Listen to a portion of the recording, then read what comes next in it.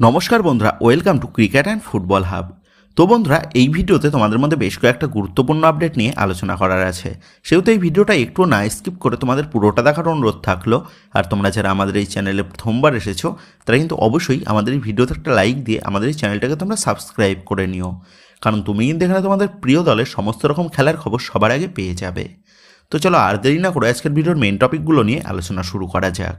তো বন্ধুরা, গতকাল তোমরা দেখেছো মোহামেডান স্পোর্টিংয়ের সাথে রীতিমতন ছেলে খেলা করে মোহামেডান স্পোর্টিংয়ের বিরুদ্ধে 5-1 গোলের ব্যবধানে একটা বড় জয় তুলে নিয়ে আসে মোহনবাগান দল।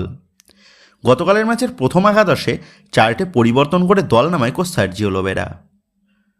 তো গতকালের সকালের ভিডিওতেই তোমাদের বলে দিয়েছিলাম এই ম্যাচে মোহনবাগান দল তারা কিন্তু প্রথম থেকেই একটা বড় ব্যবধানে গোল তুলে নেওয়ার লক্ষ্যেই মাঠে নামবে। আর ঠিক সেই মতনভাবেই মোহনবাগান দল তারা এই ম্যাচের শুরুর থেকেই অ্যাটাকিং মাইন্ডসেটে খেলা শুরু করে। অপর দিক দিয়ে ম্যাচের শুরুর থেকে মোহামেডান স্পোর্টিং তারাও কিন্তু নিজেদের আক্রমণের রূপ দেখায়, যার ফলে ম্যাচের 12 মিনিটের মাথায় লাল থাংকমা একটা দুর্দান্ত গোল তুলে আনে মোহামেডান স্পোর্টিংয়ের হয়ে। তবে গোল কনসিড করার পর থেকেই মোহনবাগানের গোলের খিদেটা যেন আরও বেড়ে যায়, যার ফলে মোহনবাগান দলের ছেলেরা তারা কিন্তু আরও আক্রমণাত্মকভাবে খেলা শুরু করে। আর সেই প্রত্যাশা মতনভাবেই ম্যাচের 22 এবং 27 মিনিটের মাথায় রবসন রবিনো সে কিন্তু দুটো অনবদ্য গোল করে মোহনবাগানকে 2-1 গোলে এগিয়ে দেয়। এবং এরপর থেকেই মোহনবাগান দল তারা কিন্তু পুরো মাঠ জুড়ে ডোমিনেট করে খেলা শুরু করে, যার সুবাদে মোহনবাগানের আক্রমণের ঝাঁজটা কিন্তু আরও বেশ খানিকটা বেড়ে যায়। এবং এরপরই ম্যাচের 35 মিনিটের মাথায় জেমি ম্যাকলারেনের পা থেকে আরও একটা গোল চলে আসে মোহনবাগানের খাতায়। তো এইভাবেই শেষ পর্যন্ত গিয়ে প্রথমার্ধের শেষে 3-1 গোলের ব্যবধানে এগিয়ে থেকেই ড্রেসিং রুমে ফেরে বাগান ব্রিগেড।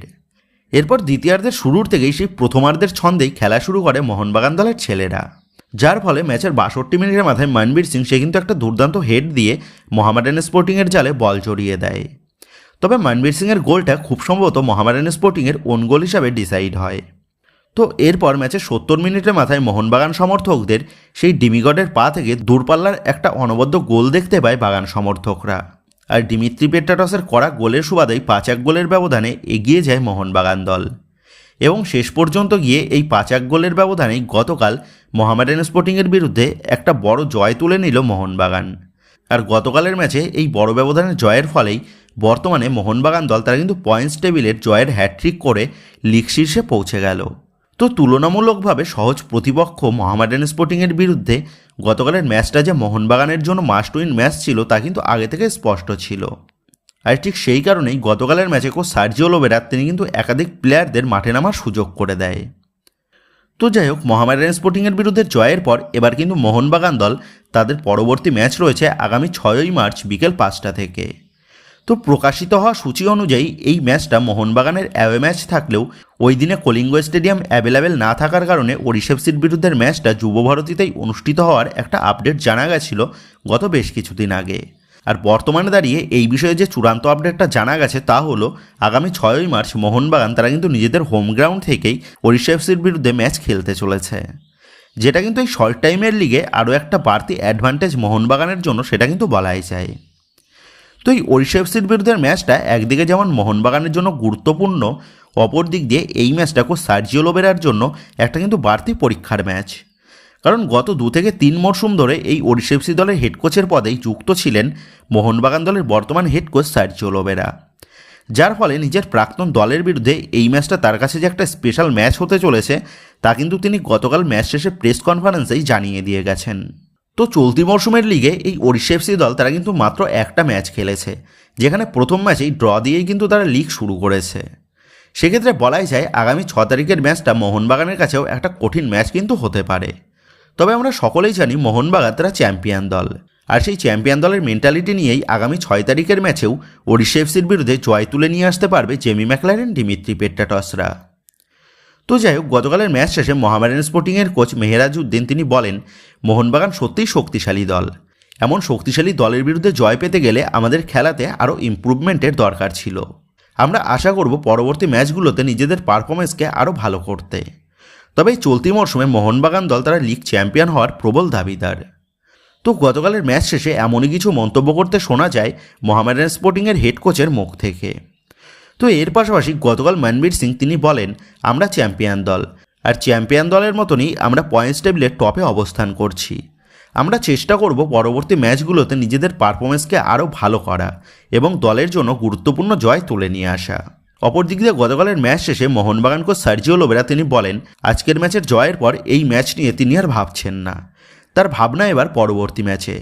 এর পাশাপাশি তিনি আরও বলেন, দল আজ একটা বড় ব্যবধানে জয় পেলেও দলের পারফরমেন্সের গ্রাফটাকে আরও বাড়াতে হবে এবং দলের ছেলেদের ছোটোখাটো ভুলকে আরও শোধরাতে হবে এবং আমরা আশা করব আগামী ম্যাচগুলোতে দলের পারফরমেন্স আরও ভালো হবে। তো যাই হোক, তোমরা দেখেছিলে গতকালের ম্যাচে জোড়া গোল করার পর মোহনবাগান দলের ব্রাজিলিয়ান উইঙ্গার রবসন রবিনো সে চোটের কারণে মাঠ ছেড়ে দেয়। আর রবসন রবিনোর চোট নিয়ে বাগান সমর্থকরা তারা কিন্তু গতকাল থেকেই বেশ চিন্তিত ছিল, যার ফলে গতকাল থেকেই আমাদের কাছে একাধিক প্রশ্ন এসেছে, দাদা রবসন রবিনোর চোটটা কেমন আছে, সে কি গুরুতর চোটের কবলে পড়েছে?